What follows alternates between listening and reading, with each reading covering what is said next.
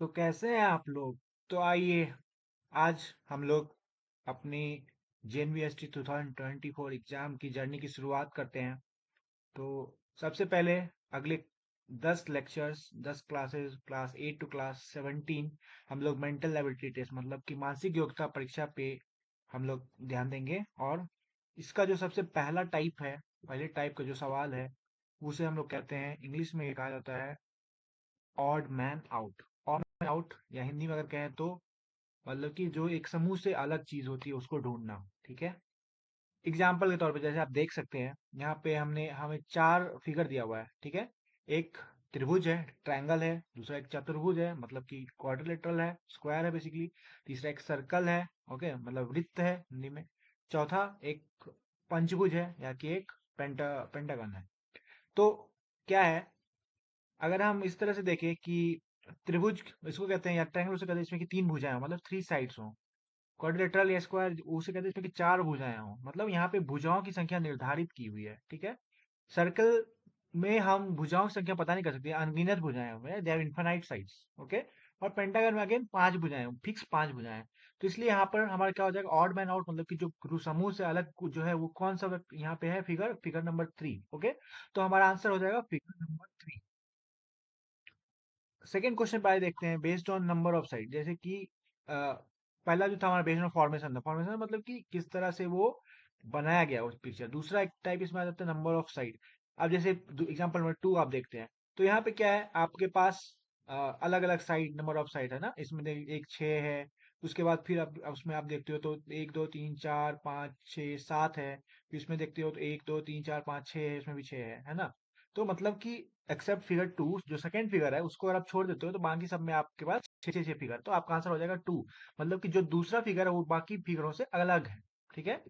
इसमें तीसरा टाइप होता है बेस्ड ऑन पोजीशन। पोजीशन क्या है कि जैसे आप ये देख रहे हो, है ना, यहाँ पे आपको जो फिगर एक एरो दिख रहा है, वो बाहर जा रहा है, बाहर की तरफ जा रहा है, मतलब है ना, वो अंदर पॉइंट नहीं कर रहा, वो बाहर तरफ पॉइंट कर रहा है।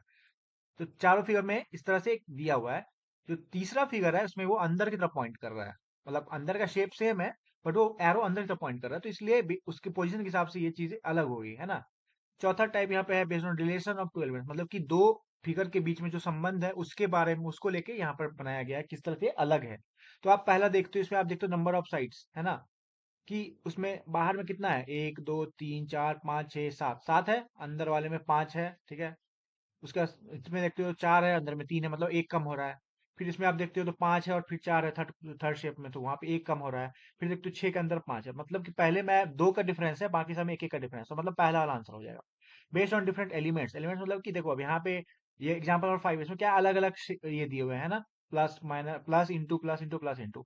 तो ये हमको देखना है कि किसमें कितना प्लस है, किसमें कितना इंटू है। ठीक है। तो अगर आप चौथा फिगर देखते हो, मतलब पहला लाइन से आप देखोगे, तो चौथा फिगर जब आप पे पहुंचते हो तो उसमें आप देखते हो कि हर में 3 प्लस है और 2 क्रॉस है ना, 3 plus 2 cross, 3 plus 2 cross, 3 plus 2 cross. चौथे में क्या हो जाता है, 2 प्लस 3 क्रॉस, तो इसलिए वो अलग है। करेक्ट। अब अगला टाइप आता है एग्जाम्पल नंबर 6 पे, रोटेशन। रोटेशन क्या मतलब कि घुमाव, मतलब कि एक दिशा में जब घुमाते हैं उसको बोलते हैं रोटेशन। ठीक है। जैसे हम लोग जैसे बॉल घूमता है, धरती घूमती है ना, दैट इज रोटेशन। तो यहाँ पे क्या है, आप देखते हो रोटेशन, यहाँ पे रोटेशन वैसे भी दो होता है, एक तो घड़ी की दिशा में हो तो बोलते हैं क्लॉकवाइज, एक होता है घड़ी की उल्टी होता है एंटी क्लॉकवाइज, है ना।